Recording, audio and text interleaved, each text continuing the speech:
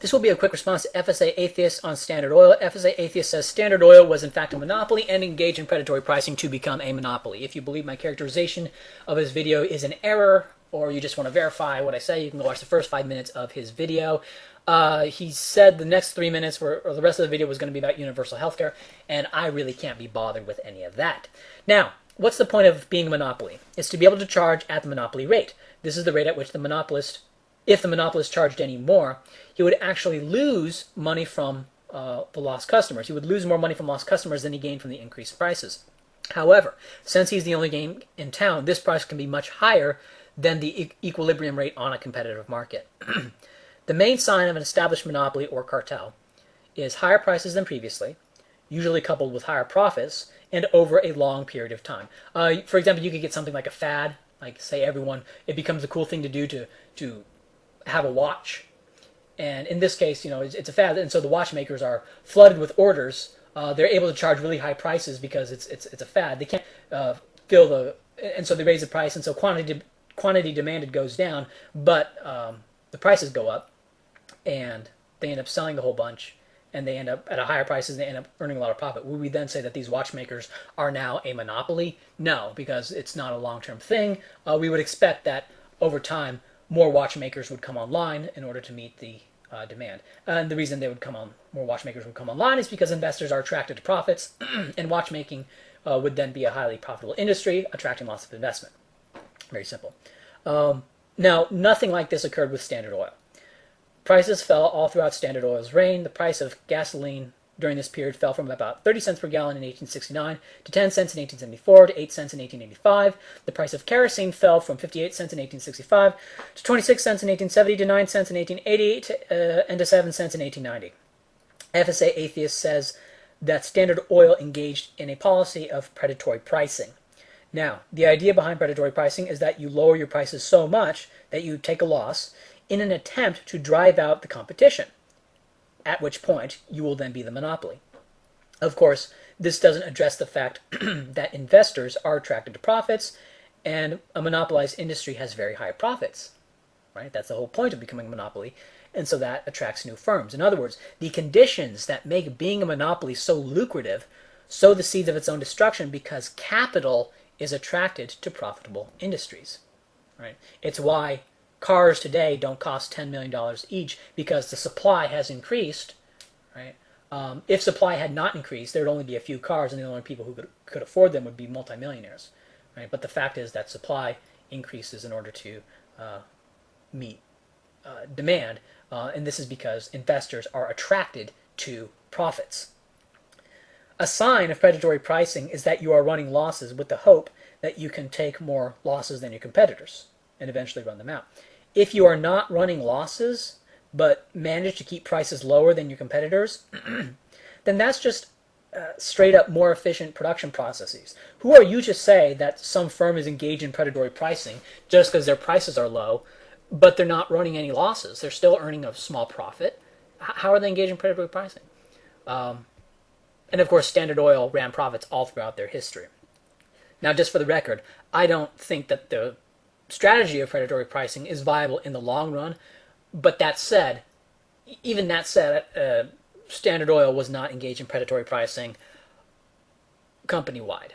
You may be able to point out that some predatory pricing policies in a very localized sense in certain localities, but as a company-wide policy, that's not what they did, and that's not how they became so big.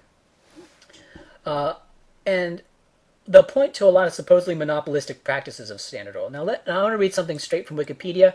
I forgot what this comes from. I think it comes from the Sherman Antitrust Act, something about the case against Standard Oil. Or it was the case against, I don't know what it was. I'll link to the Wikipedia page on that so you can read it for yourself.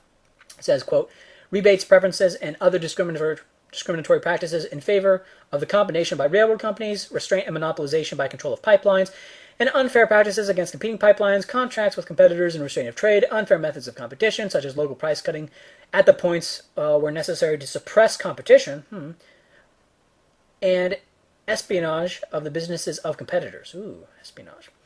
The operation of bogus independent companies and payment of rebates on oil with the like intent. Wow. With all of those things going on, how could anyone possibly compete with Standard Oil?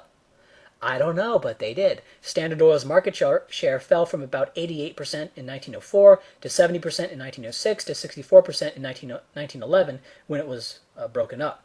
Now, you could get into an extremely detailed debate on Standard Oil and all the things that they were accused of doing, and maybe they did do some or all of those things. But let's recognize the interests here. The opponents of Standard Oil wanted to make Standard Oil out to be the bad guy. This includes the competitors of Standard Oil and progressive busybody politicians looking for dragons to slay. They say bad things about Standard Oil, as we would expect given their interests. But even if everything they said about Standard Oil were completely 100% true, it's still indisputable that Standard Oil was not able to become a price maker, or aka a monopoly. They were a price-taking firm throughout their entire history and actually lost market share toward the end. What I notice about people who talk about the horrible age of free market monopolies are two things. One, they'll ignore how regulatory capture enables the formation of price makers, and two, they'll focus on process instead of outcome. All right, for example, Standard Oil, they're talking about, look at all the things that they did. Look at all the evil things that they did. They suppressed competition, blah, blah, blah, blah, blah. What was the outcome? The outcome was lower oil prices, the use of things that were previously considered waste products like Vaseline, and Standard Oil did not become a monopoly. That was the outcome. Right? If you focus on process, you'll go, oh, this is terrible. Assuming all of these accusations are true, you say it's terrible, but what's the outcome? The outcome is nothing but good stuff overall. FSAathe1st, in the video I'm responding to, only did the second one. I don't know what his view is on regulatory capture, but he basically just focused on all the bad things that Standard Oil supposedly did, but skips over the outcome. In the final analysis, was Standard Oil a monopoly? No, it wasn't. Prices fell, got new petroleum products, and all this is incontrovertible. Ironically, if Standard Oil did everything that it was accused of and still lost market share, that is actually a fantastic case for the free marketers' view on monopoly, because free marketers generally hold that companies that try to strong-arm their way to monopoly will generally fail, and Standard Oil ultimately did not become a monopoly, and they were not ever able to charge at the monopoly rate industry-wide. So if Standard Oil was engaging in all these practices, this vindicates the free marketers more than if they didn't, because this shows that this is an example of those strategies failing.